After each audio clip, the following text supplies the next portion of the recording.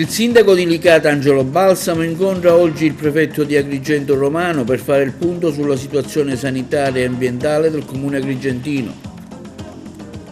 Gli alunni dell'Istituto Anna Frank di Agrigento stamani hanno voluto ricordare il giorno della memoria con un corteo silenzioso dalla scuola fino a Piazza Marconi. Questa mattina la posa in opera della prima pietra dei lavori di ristrutturazione della scuola Antonio Mendola a Favara, chiusa da decenni perché inagibile. Lavori all'oratorio Don Bosco al villaggio Giordano a Palma di Montechiaro, finanziato dall'Unione Europea nell'ambito dei fondi Next Generation. Pianificati i primi interventi con il garante dell'infanzia. Sbarco di migranti a Siculiana, c'erano un'ottantina di persone, un cadavere è stato recuperato nella mattinata.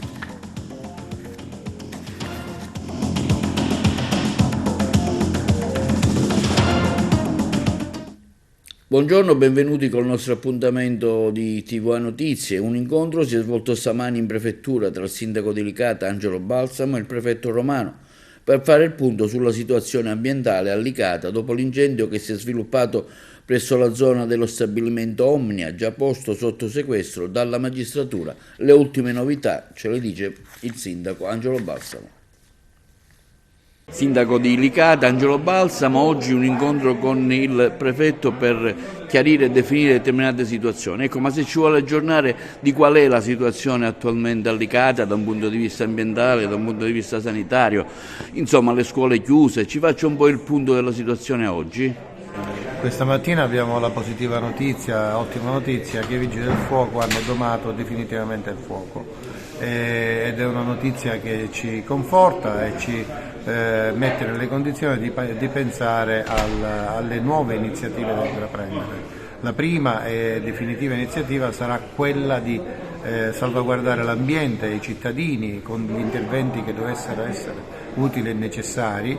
Abbiamo approntato già delle iniziative tipo lavaggio delle strade, abbiamo dato delle indicazioni ai cittadini sulle modalità con le quali si devono comportare per quanto riguarda il superamento dell'emergenza e oggi l'incontro con Sua Eccellenza il Prefetto tende a definire le modalità di smaltimento dei rifiuti che l'incendio ha provocato. E quindi è un momento essenziale perché abbiamo necessità di superare definitivamente la presenza di questi elementi che possono creare inquinamento sul territorio dedicato. C'è già un'ipotesi, diciamo, su come possono essere smaltiti?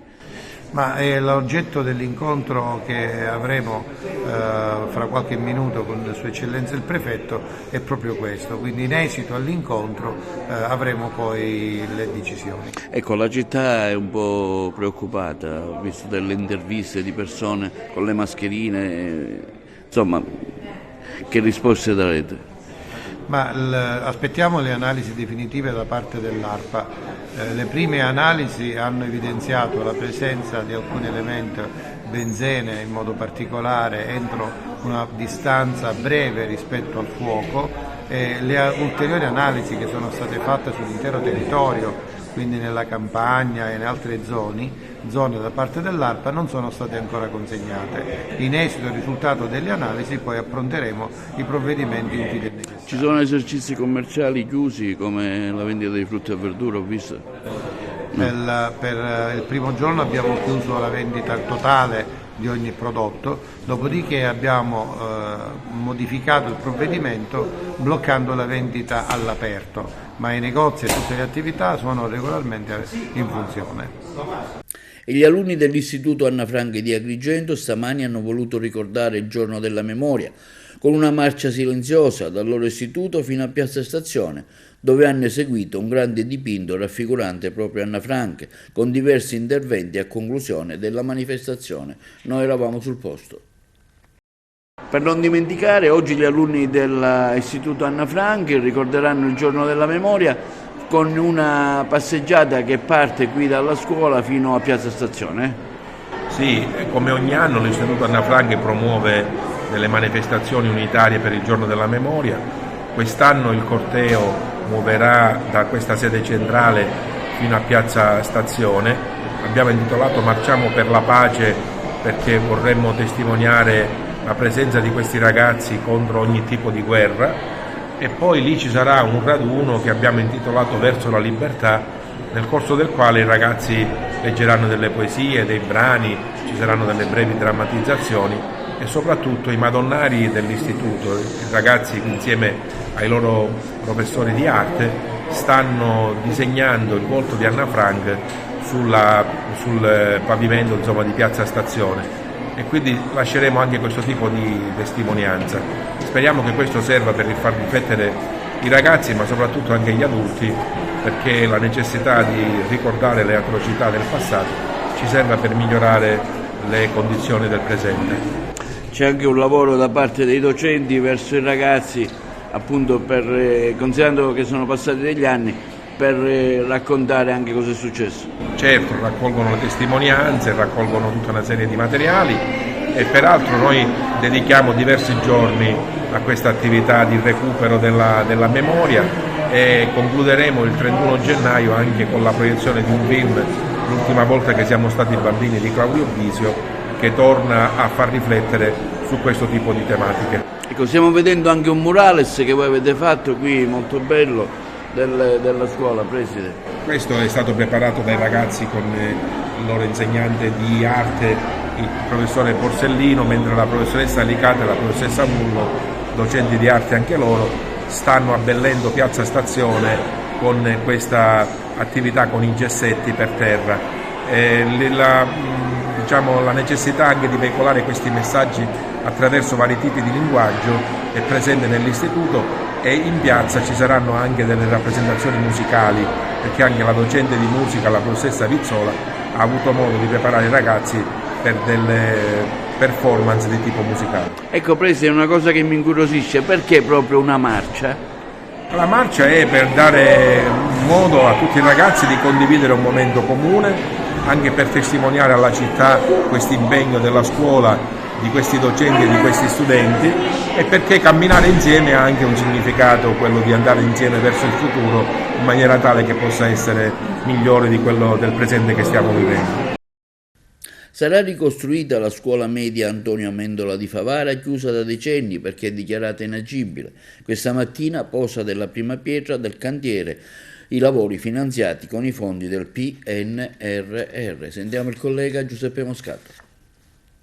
Quello che vedete alle mie spalle è il cancello chiuso della scuola media Antonio Amendola di Favara, che vedete distrutta alle mie spalle. È da decenni che questo cancello è chiuso, da quando la scuola è stata dichiarata inagibile, e da lì il suo degrado, il suo abbandono e naturalmente la sua inutilizzazione. Oggi si prospetta una nuova vita per la scuola media Amendola. Infatti, grazie a un finanziamento del PNRR sono stati ottenuti dei fondi per lavori che consentiranno l'abbattimento e la ricostruzione di questa importante struttura scolastica proprio al centro di Favara. Oggi la consegna dei lavori e la posa della prima pietra. Sì, è una giornata importantissima. Oggi la prima pietra, chiamata così, in realtà abbiamo dato la prima mazzata, perché verrà demolita e ricostruita. Un lavoro enorme fatto in questi 2 anni, un lavoro di collaborazione. Abbiamo avuto la fortuna e la capacità di far mettere tutto in sinergia, uffici comunali, parte politica, consiglieri comunali, liberi professionisti, che tutti insieme ci hanno dato la possibilità di raggiungere questi enormi risultati. Molti non ci credevano, all'inizio del nostro mandato non credevano che si potevano sfruttare così bene i fondi PNRR, e molti non credevano che questa scuola potesse riprendere vita. Oggi la prima pietra. Io spero che, oltre a consegnare alla città una scuola moderna, efficiente, energeticamente autosufficiente, aperta alla città perché è vissuta e costruita in questo modo, possa essere anche l'inizio per ridare vita al centro storico, perché ricordiamo che quando questa scuola purtroppo è stata chiusa, questo quartiere è morto perché le attività sono andate via. Oggi noi speriamo di rivitalizzare parte del nostro centro storico anche quando questa scuola finalmente avrà nuova vita, e si spera i lavori devono essere completati da contratto entro marzo 2026. Il progetto prevede la demolizione e ricostruzione della vecchia scuola e l'inserimento di quella che è la scuola primaria, secondaria e le classi dell'infanzia, e la realizzazione di una nuova palestra. Il progetto di fatto segue quelli che sono i dettami legati alla sostenibilità, nasce da un concorso di progettazione voluto dal Ministero che vedeva Favara una delle 250 scuole che si erano candidate alla progettazione, al concorso. Noi come Studio M3 insieme allo Studio AB Group, Chifari e Giulia Pentella abbiamo vinto il concorso e realizzato la progettazione esecutiva che è stata consegnata a settembre e quindi oggi si dà l'avvio ai lavori. La scuola ha una particolarità di fatto, oltre ad essere legata a quelli che sono i dettami delle nuove scuole innovative, quindi una nuova scuola a tutti gli effetti, segue quelli che sono i caratteri legati alla sostenibilità. È una scuola NZEB meno 20% con un grosso impianto fotovoltaico e prevede il riutilizzo di molto del materiale che verrà proveniente dalle demolizioni e che verrà utilizzato attraverso un processo complesso di frantumazione in situ, verrà riutilizzato proprio all'interno delle fondazioni. La Mendola è la scuola storica di Favara e quindi riavere una struttura modernissima, molto funzionale, valida per portare avanti progetti educativi, senza dubbio è un grande risultato che noi come amministrazione siamo riusciti a realizzare. È finanziata tramite PNRR, un progetto molto innovativo, moderno, e quindi oggi salutiamo questa posa della prima pietra come la rinascita di Favara da un punto culturale e sociale. Avviati stamani i lavori presso l'oratorio Don Bosco di Palma di Montechiaro al villaggio Giordano, una ristrutturazione e miglioramento dell'involucro edilizio finanziato dall'Unione Europea nell'ambito del programma Next Generation. Intervista al sindaco Castellino. Oggi è un momento di gioia, siamo qui per la quarta posa della prima pietra del 2024. Questo è un intervento importante dal punto di vista sociale ma anche simbolico, perché con questo intervento superiamo i più di 2 milioni di euro investiti nel nostro villaggio Giordano, un ulteriore passo avanti per la nostra comunità. Qui verrà realizzato un centro per le famiglie dove potersi incontrare e magari dove ci sono delle difficoltà, quegli spazi neutri che consentono al bambino di mantenere il rapporto con i propri genitori nonostante magari delle vicissitudini particolari. Ringrazio davvero tutti, dall'ufficio tecnico agli assessori, ai miei collaboratori, al Consiglio Comunale, al Presidente del Consiglio Domenico Scicolone, all'ingegnere Castaldo e al suo team di tecnici, all'impresa. Io sono orgoglioso ed onorato di essere il capitano, l'ambasciatore di questa squadra che sta raggiungendo veramente traguardi inimmaginabili. Il percorso è ancora lungo, ma il cammino è quello corretto ed è quello che dobbiamo portare avanti. Non sarà però questa la fine degli interventi al villaggio Giordano, ma deve rappresentare un inizio. Parlavamo poco fa con Don Calogero Sallì e con un gruppo di professionisti che sono a supporto dell'ufficio tecnico. Il prossimo obiettivo è il restauro della nostra chiesa del villaggio e dei lavori archivui. Siamo sicuri che anche questa volta la Regione Siciliana sarà presente all'appello che viene dal Comune di Palma per questo ulteriore intervento. Il villaggio Giordano è sempre nei nostri cuori e stiamo lavorando affinché abbia quei servizi che merita e che per troppo tempo non ha ricevuto. Sognare dà motivo di esistere e dà motivo alla nostra vita. Viva Palma di Montechiaro!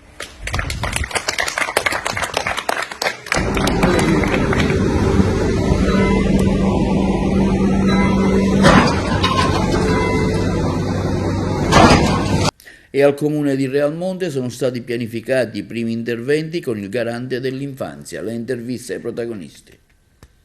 È partito il servizio relativo alla garante dei diritti dell'adolescenza e dell'infanzia. Il professore Pira stamattina era con noi in una riunione e alla presenza del comandante dei carabinieri Ditto e del brigadiere Baschiera, degli uffici, l'architetto Vella, la dottoressa Piraneo, la dottoressa Mallia e il geometra Giacomazza, nonché alla presenza dell'assessore al Rama Domenico Coco. Si è parlato di futuro, si è parlato di percorsi educativi che hanno come centro i ragazzi, la loro formazione e la loro crescita, e si è parlato di un servizio che ripartirà, che riguarderà appunto l'elezione del baby consiglio comunale, laddove i ragazzi possono, diciamo, capire, vivere la politica attiva e partecipare appunto alla gestione amministrativa e con proprie proposte, con proprie iniziative, oltre a tutto quello che riguarda il garante, che è appunto la segnalazione di eventuali situazioni di criticità, l'ascolto, l'aiuto e il supporto alle famiglie e la captazione di eventuali criticità che riguardano i ragazzi e il mondo cyber.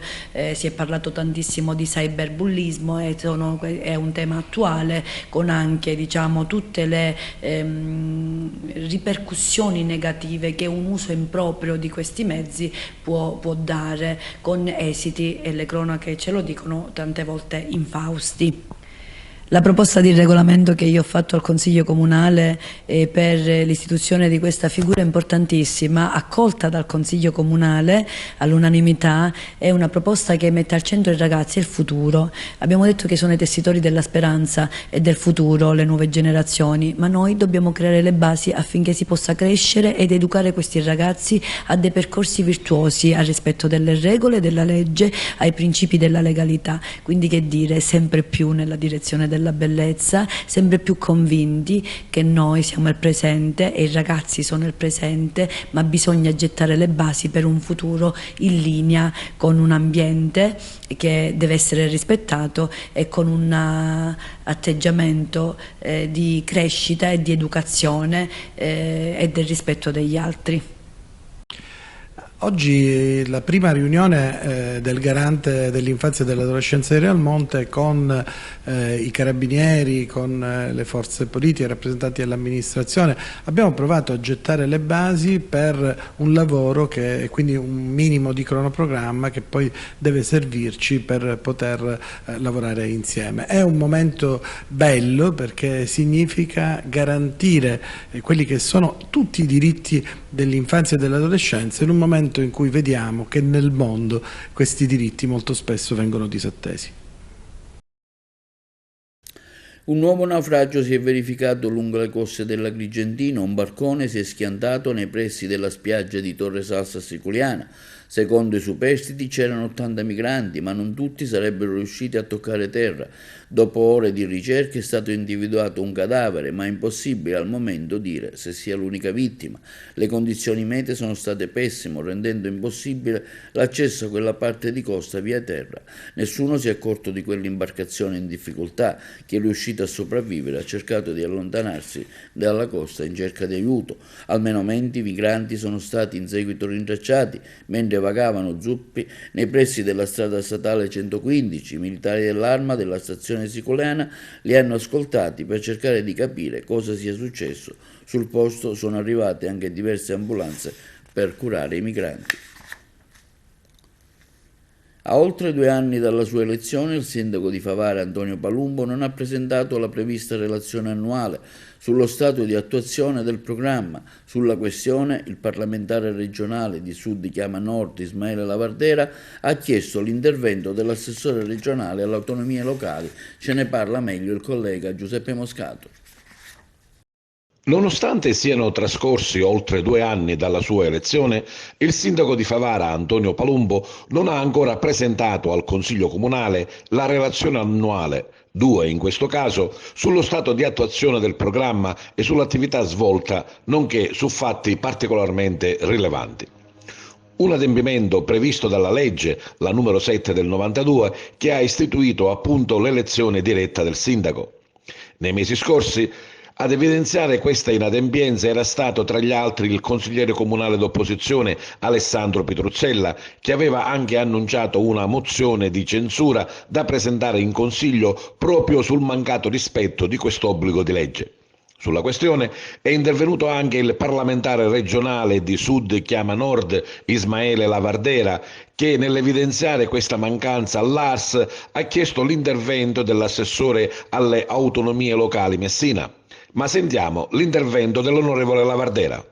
Noi abbiamo avuto diverse sollecitazioni rispetto a quello che accade a Favara, dove il sindaco pensa bene da diversi anni di non presentare puntualmente la rendicontazione annuale del lavoro che fa. Siccome i sindaci non sono sovrani, anzi devono andare a rendicontare ai propri cittadini quello che succede, quindi noi sappiamo che diversi consiglieri comunali hanno scritto all'assessorato dell'autonomia locale per chiedergli un intervento, assessore Messina, e quindi anche attraverso quest'Aula ribadiamo questo concetto, perché anche lì attraverso il gruppo Sul Chiama Nord abbiamo inserito una norma ordinamentale che prevede che chi ovviamente non rispetterà e ottempererà questa legge avrà poi delle eventuali sanzioni che voi come assessorato dell'autonomia locale porrete in atto. Quindi sono sicuro, assessore Messina, che farà qualcosa, e ricordo al sindaco di Favara, come a tutti i sindaci di tutta la Sicilia, che fare la rendicontazione annuale è un obbligo di legge, non è un favore che fate ai cittadini, e fare questo significa che evidentemente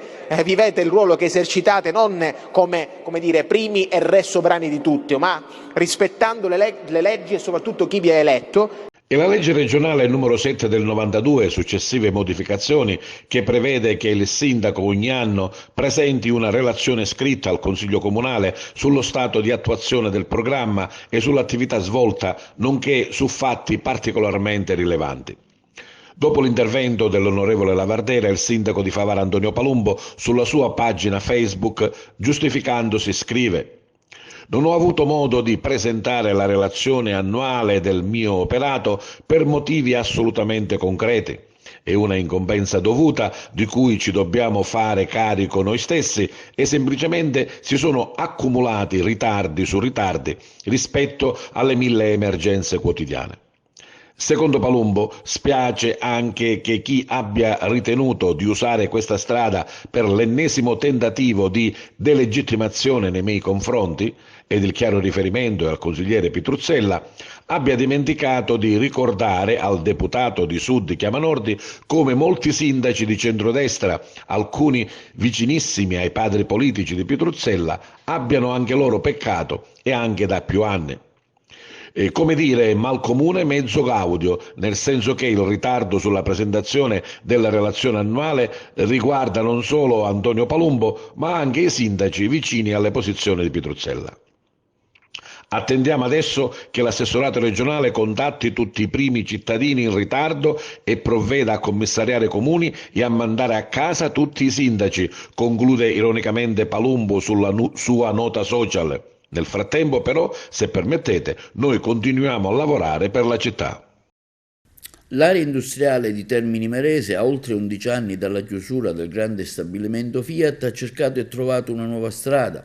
Le aree attualmente occupate dalle altre aziende fallite o sequestrate vanno liberate e messe sul mercato. In tal senso è scesa in campo anche la Guardia di Finanza per verificare lo stato attuale delle aree e le proprietà di quelle libere, lavoro che può tornare utile al Consorzio ASI in liquidazione vendere le aree vendibili. In merito abbiamo sentito il commissario liquidatore delle ASI della Sicilia occidentale, Michele Cimino. La regione siciliana si fa carico di un'interlocuzione con Roma per attivare le politiche attive del lavoro necessarie al rilancio dell'ex Blutex di Termini Imerese per il riconoscimento del lavoro usurante e quanti rientrano in questa fattispecie al fine del prepensionamento.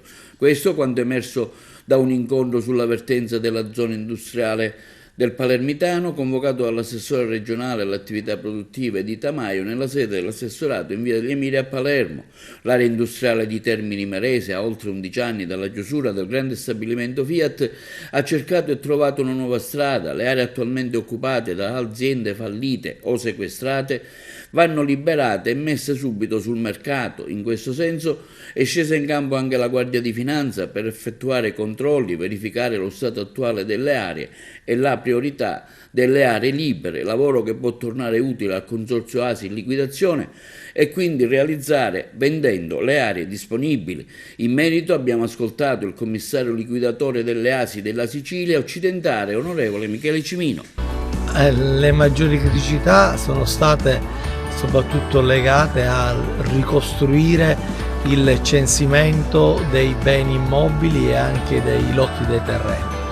Io, nella qualità di commissario liquidatore delle ASI della Sicilia occidentale, sto cercando di fare chiarezza sia nel ripristino delle attività contabili, quindi del bilancio dei vari consorzi ASI, sia del censimento del patrimonio che è indispensabile per creare le condizioni delle manifestazioni di interesse, poter vendere e poter liquidare. Io ritengo che da questa liquidazione si possa riuscire a far rivivere la leggenda dell'Araba Fenice, che da queste iniziative di liquidazione possono nascere delle imprese serie che aggrediscano il mercato, possono dare posti di lavoro e rendere quest'area un'area veramente industriale dove tanta gente possa cominciare la propria attività. C'è una buona disponibilità di aree perché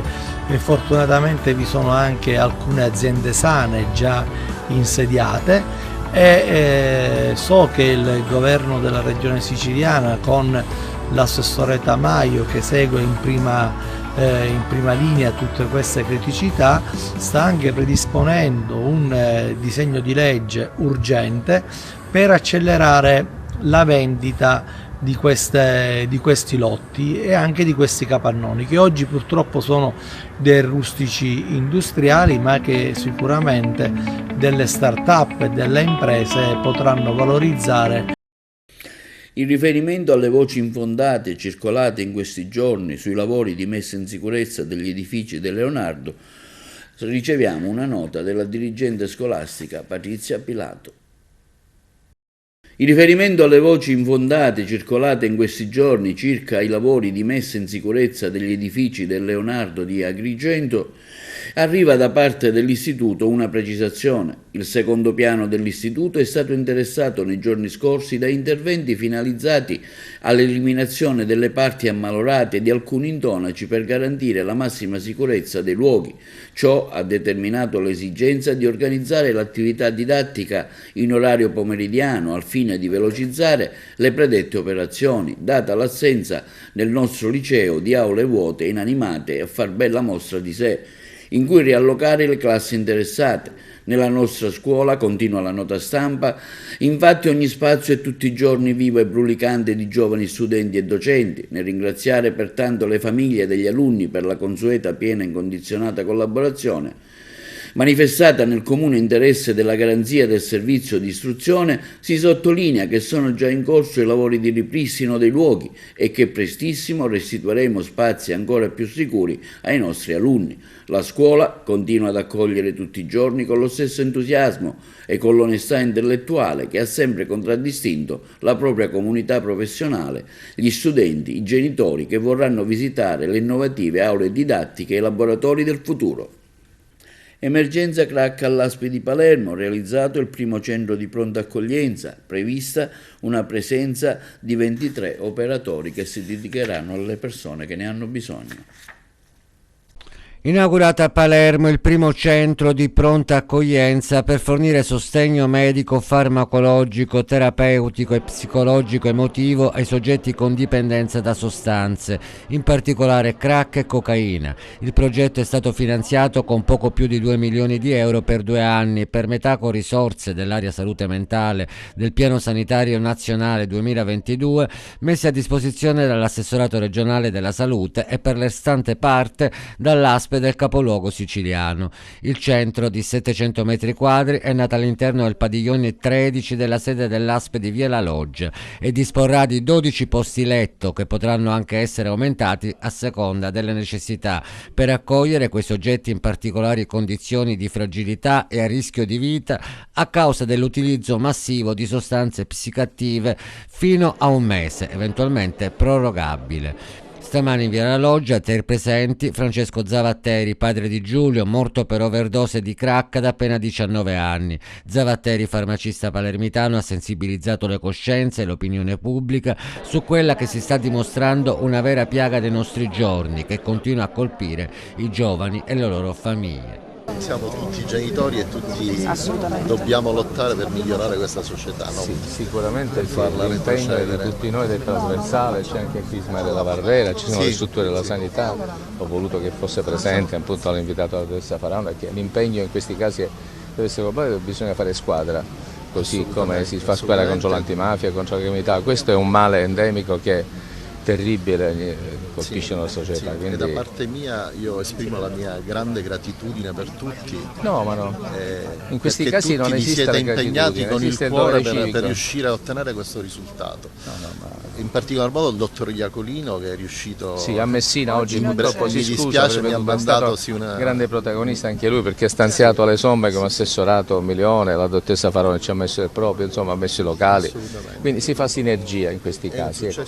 Al di là del fatto in se stesso che mantiene ed espone una sua evidente importanza, credo che ancora una volta l'elemento prezioso da sottolineare sia quello della integrazione delle funzioni tra vari soggetti istituzionali del territorio.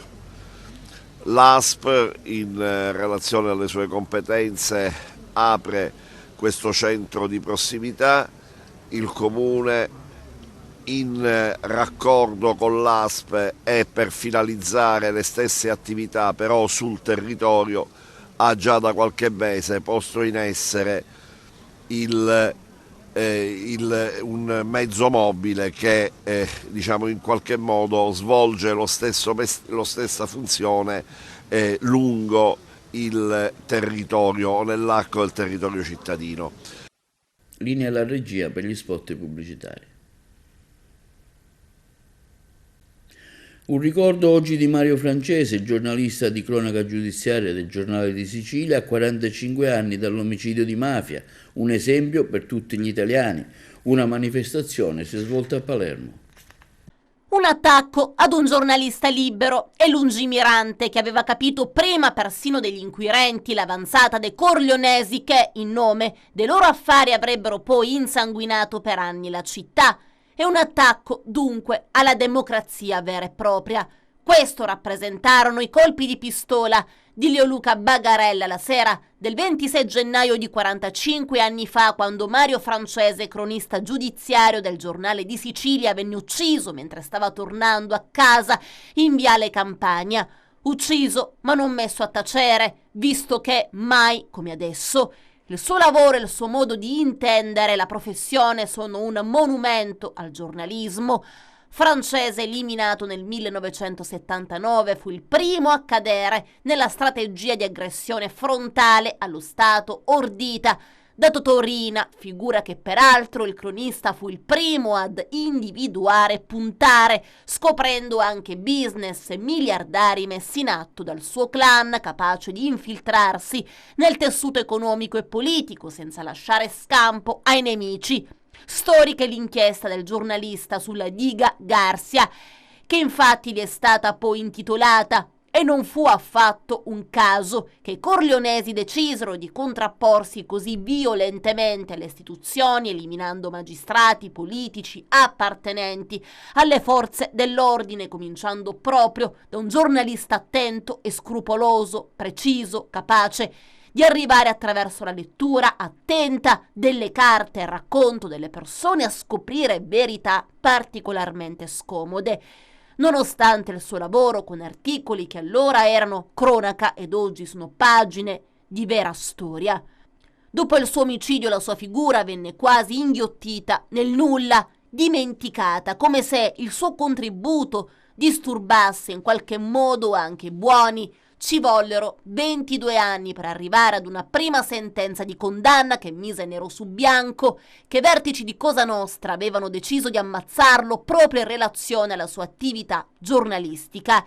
Il piombo che uccise Mario Francese finì per colpire indirettamente anche uno dei suoi figli, Giuseppe, che per anni assieme al resto della famiglia lottò per far riaprire questo caso e quando finalmente arrivò il verdetto decise di togliersi la vita. Fu proprio Giuseppe che intraprese anche lui la strada del giornalismo, come anche suo fratello Giulio, a raccontare in un articolo Castelli di rabbia quanto gli era costata quella battaglia per dare giustizia a suo padre, scontrandosi con il silenzio e l'oblio da parte di amici e colleghi di suo padre. Mario Francese non si occupò soltanto di inchieste di mafia, ma seppe raccontare storie minime e far parlare anche la parte più vera di quella Palermo così ostile. Il 27 luglio del 71 fu il primo ad intervistare e rilettura di quell'articolo, facilmente reperibile in rete, oggi è vivamente consigliata. Ninetta Bagarella, senza giudicarla, rispettandola, senza forzatura, insomma, tanto che la donna gli parlò liberamente dei suoi sentimenti per Rina. Mario Francese, oggi, è ricordato con una cerimonia a cui ha preso parte anche il sindaco La Galla, in Viale Campagna, lì dove fu ucciso. E sulla Costituenda metropolitana del mare l'amministrazione Basile ci crede. La corrispondenza da Messina. Rispetto al passato cambia che oggi abbiamo un progetto reale, in passato erano suggestioni, peraltro abbiamo un progetto reale finanziato dal Ministero, quindi diciamo che l'aspetto che determina un discrimine importante è proprio da avere una progettualità che comunque è stata già avallata dal Ministero e questo ci mette nelle condizioni realistiche di poter pensare ad un possibile finanziamento per la realizzazione dell'opera stessa, quindi diciamo che da approccio di pensiero si è passati ad un approccio assolutamente pragmatico e pratico. Per quanto riguarda il cittadino messinese sicuramente questo tipo di mobilità consentirebbe movimenti molto più agili e molto più rapidi, perché se pensiamo che l'ipotesi progettuale prevede una connessione tra Tremestieri e Torrefaro, diciamo che riusciamo a connettere tutta la parte longitudinale della città all'interno della quale insistono le maggiori poi strutture all'interno delle quali si va a lavorare, si va a scuola, si va all'università, per cui un trasporto sicuramente più veloce, più funzionale rispetto a quelle che sono le reali necessità. Per quanto riguarda gli aspetti turistici, indubbiamente potrebbe essere una grande suggestione pensare di scendere dalle grosse navi da crociera. Voglio ricordare che annualmente arrivano al porto di Messina circa 450.000 persone, potersi mettere direttamente su un mezzo veloce e andare a poter fruire di quello che secondo me è una delle aree più incantevoli del territorio comunale, che è il villaggio di Torrefaro. Scoperta una cellula della mafia nigeriana stamani a Palermo, effettuate anche degli arresti. La corrispondenza. Fiamme Gialle di Palermo, all'esito di un'articolata attività di indagini, hanno dato esecuzione ad una ordinanza di custodia cautelare in carcere nei confronti di un extracomunitario di 49 anni, originario della Nigeria, ma da anni stabilmente residente a Palermo. L'uomo, già condannato dalla Corte d'Assise d'Appello di Palermo a 30 anni di reclusione nell'ambito di un procedimento penale nei confronti di numerosi esponenti della organizzazione criminale nigeriana denominata Black Axe per i reati di associazione per delinquere di stampo mafioso, sequestro di persona, violenza sessuale di gruppo aggravata. Dopo essere stato colpito da custodia cautelare era stato scarcerato per decorrenza dei termini in attesa dell'esito del ricorso presentato in Cassazione. Una volta libero però, in attesa della pronuncia definitiva, era stato sottoposto alla misura di prevenzione della sorveglianza speciale nel comune di Palermo, che tra le varie prescrizioni prevedeva di non associarsi con persone che hanno subito condanne.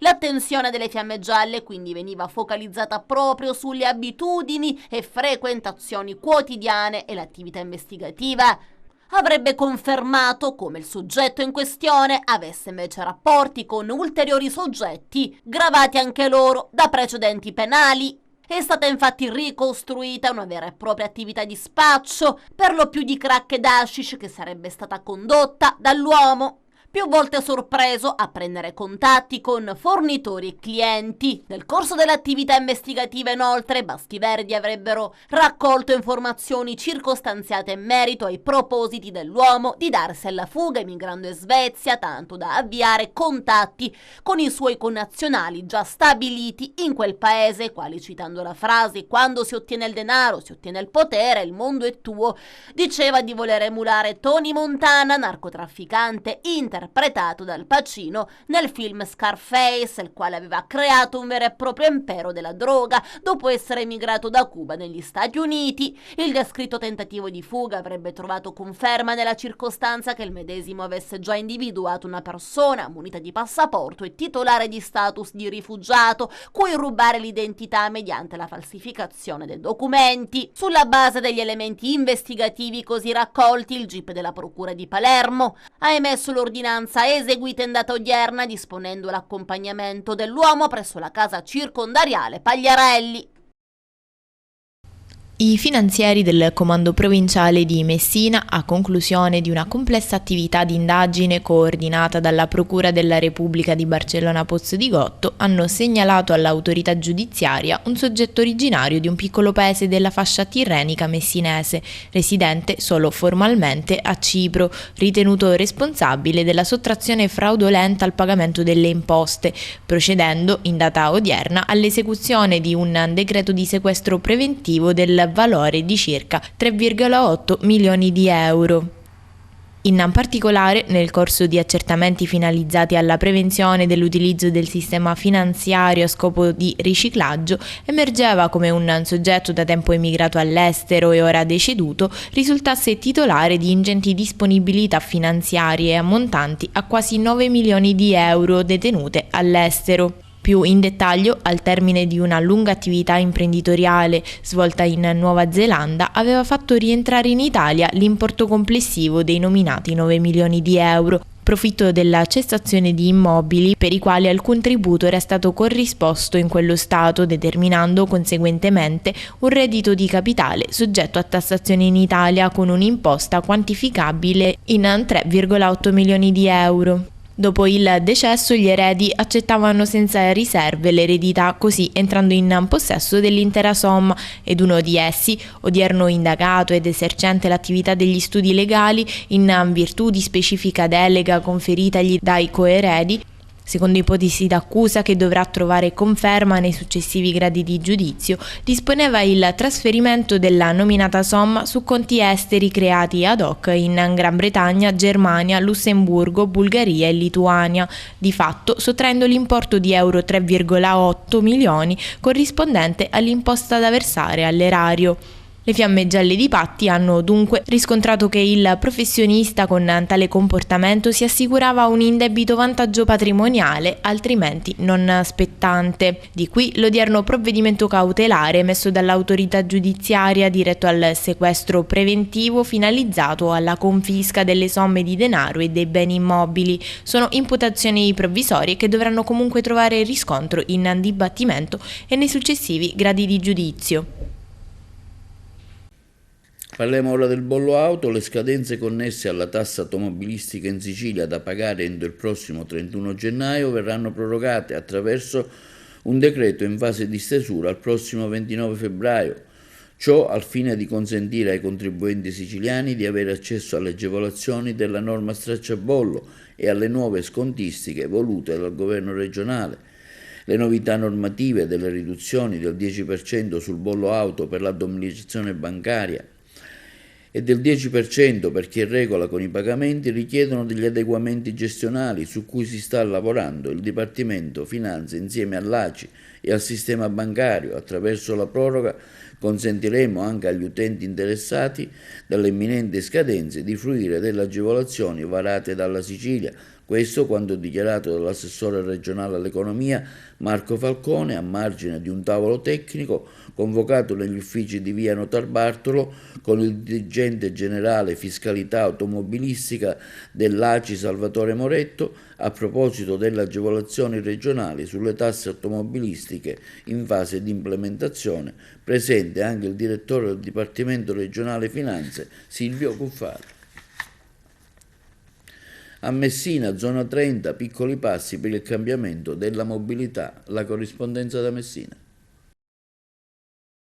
La mobilità cittadina è attesa una sfida importante, quella della ZTL nel centro della città. Intanto c'è la zona 30, alcune strade saranno interessate da questo provvedimento.